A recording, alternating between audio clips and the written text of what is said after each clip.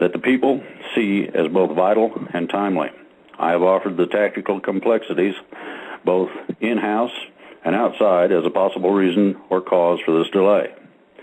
However, there are a growing number who are beginning to believe that there never was any intent on the military's part to help the people in their efforts to restore our foundations, etc. This is where things are at presently. The request is major, both for you and the people. In order to restore the faith in the military, helping the people, an official statement of this intent needs to be made. I understand all the ramifications involved in any action of this nature. Therefore, I have decided to go farther out on the limb I'm presently on and offer you to directly contact me. I was asked to offer several things in my broadcasts on Internet radio as a help in the overall plan. I've accepted the risks involved in the same light as our founders. I pledge my honor, life, and fortune in this effort.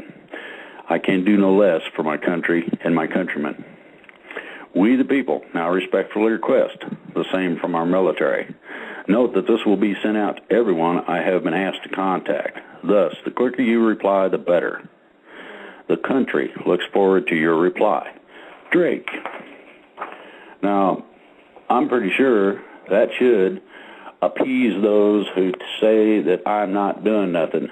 That went to the Pentagon. That went to the White House. That went to several contacts in varying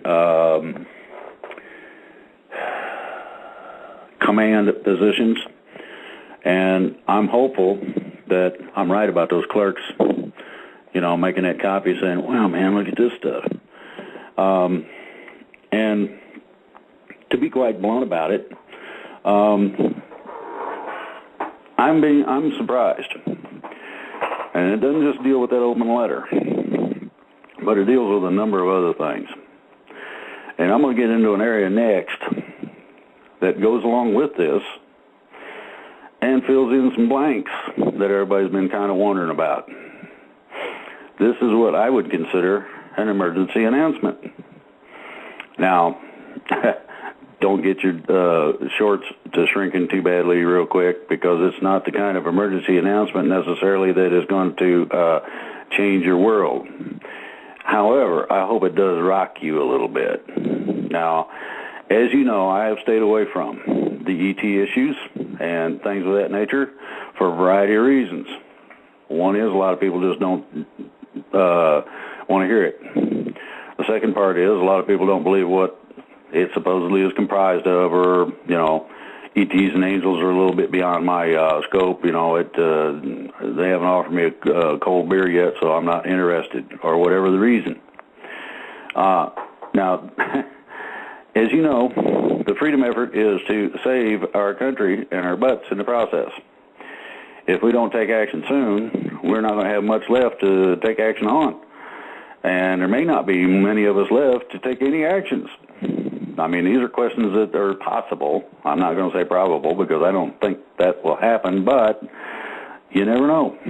And so my concern of wondering what to do next kind of dropped in my lap this morning from a friend.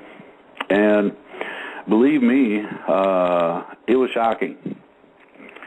Now, I have expressed on numerous occasions that the survival of the planet depends on us wiping out the bad guys here and letting Europe do the same there. That will pretty much take care of the bad guys that are really the bad guys. The ones that call the shots, the ones that tell other people to be nasty, you need to have that guy have an accident or whatever the deal is.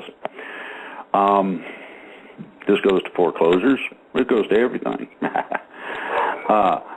Just what we're doing. Now, how about, what would you do and how would you handle it if this got took a step further by somebody outside of what everybody thinks is real? And that's the question, okay? And we got these little slogans. Don't tread on me. He's got a rattlesnake going to bite you on whatever's if you mess with me. Give me liberty or give me death. all these are nice, noble statements until you get somebody on the battlefield and they're trying not to crap their pants because there's death flying all over the place, and then you want me to stand up and shoot too? You're crazy. This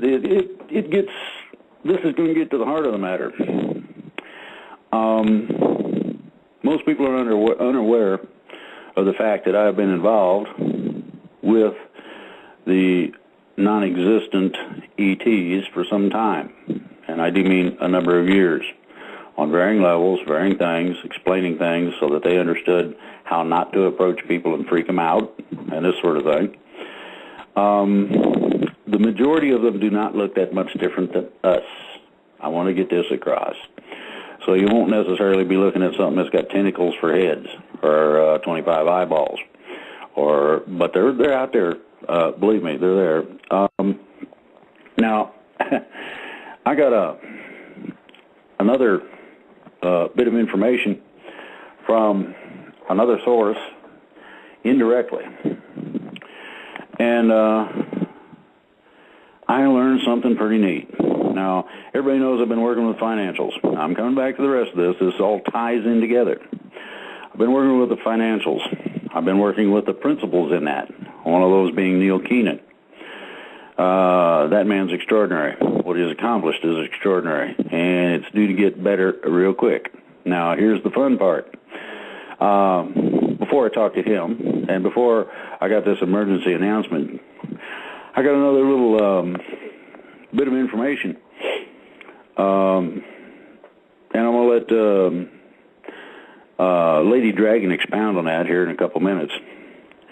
But there are several groups of ETs that come from different star systems, and one of them gave me full backing. And like I said, I'll let Lady Dragon cover that here in a minute. First thing that's going to happen is this.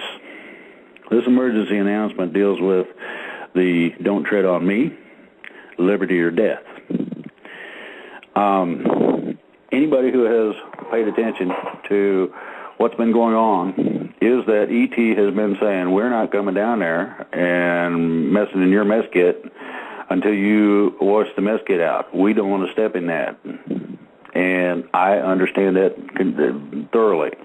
I don't know that I'd want to be on planet Earth right now with the mess that we got going on with these idiots and nuts running around any more than ET does, and they got a choice.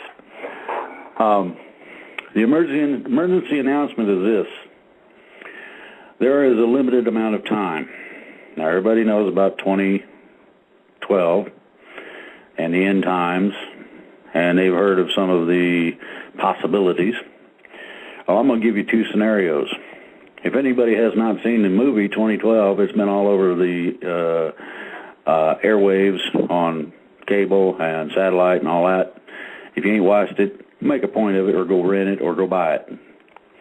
There's a lot of graphics in it that are really great, first of all. But secondly, it shows the absolute, complete destruction of the planet, pretty much. In terms of the internal heating of the planet to a point where the crust comes loose and everything goes in the toilet. Anything you can think of dealing with civilization no longer exists, pretty much. Now, Edgar Casey gave a rendition similar to that. 200 to 600 mile-an-hour winds all over the place, all directions, all at the same time. Earthquakes that bounce mountain ranges around.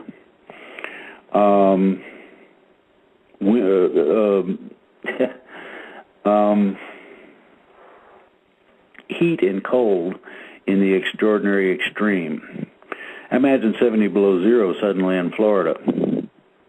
Imagine what it would do to the ice caps if we went over 100 degrees suddenly and stayed that way on both ends of the poles.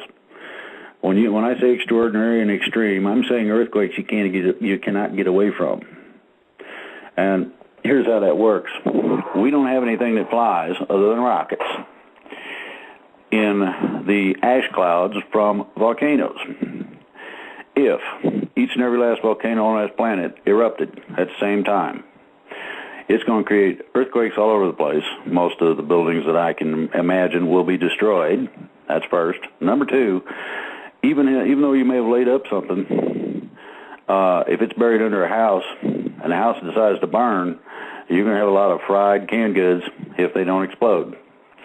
You won't be able to get to your guns. They'll be buried in the basement or wherever you're hiding them. You won't be able to drive a vehicle very far, if at all. You're going to have a combinational type of eruption, and that eruption deals with what's called vortex magnetics. What happens is that it makes a vortex, like a tornado, inside the volcano. The magma, or lava, is made of iron primarily. And what's interesting is that when you take a magnet and you put it under pressure and you spin it, and then you release the pressure, you get what's called an electromagnetic pulse. And I think everybody's heard about those, seen what they do. Atomic weapons cause them. We've got things that actually make them happen here just to experiment to see whether or not the computer will eat itself up when that goes off. Everything electronic gets killed when those things happen. Imagine not having any infrastructure, no water, no phones, no lights or electricity anywhere. And think about walking around in some of those after the bomb falls movies that they like to run all over the TV. I don't know if there's going to be zombies and flesh eaters and all that crap, but, you never know. I wouldn't put it past some people to have already designed some of that in a laboratory and have the earthquake actually crack the place open and let them out or something. I would not put that past the possibilities. But that's one scenario. The other scenario was something that was lightly alluded to by Casey and a couple of other people, that the alternative to that complete and total destruction, starting over if you can live through it, is one of a relatively minor incident, a relatively minor destructiveness, and relatively, well, yeah, you get a few nasty storms out of it and that's about it, kind of scene. Ladies and gentlemen, we've been given a choice, and we've also been given a timeline. The dragging out that has happened in attempting to get these things of our own cause, freedom and all this, get the bad guys and do something about them, has reached critical mass. And I'm hoping Monday morning that this open letter to the military gets to the right hands and they do it. I really am. That's how close this is. This is how critical this is. And this is how much of an emergency this is. Now, this is also goes not just to you guys, but the military, emergency management, anybody that is in a public service position, be they a cop, fireman, street cleaner, it don't matter. Garbage man will do fine. What I'm saying is each and every set of ready hands that can do a little something is going to be needed. And here's what the situation is. We do this, take care of this mess, and it's going to help the timeline. We got a time limit. If we can beat that time limit with a little time to spare, then things can be made a considerable bit easier for us when Mother Earth goes through her transition. Now, that transition is what causes all of the fun and games. If we heal this planet a bit, and there's plenty of hands out there to do that, lots of unemployed, etc., we can figure something out. If we heal this planet to a certain extent, Mother Earth won't shake us off like a dog shaking off fleas and cause all the destruction and mayhem and nasty and fun and games. If we don't take care of business, she will shake us off like a bunch of fleas. And I'm talking about mountain ranges changing continents. I'm talking about the oceans emptying right dead across the United States. What are you going to do if the wave of water is 2-3 miles deep? Not much unless you can fly. Pretty simple. And you got to be able to stay up there for a while, too, because it don't go away right away.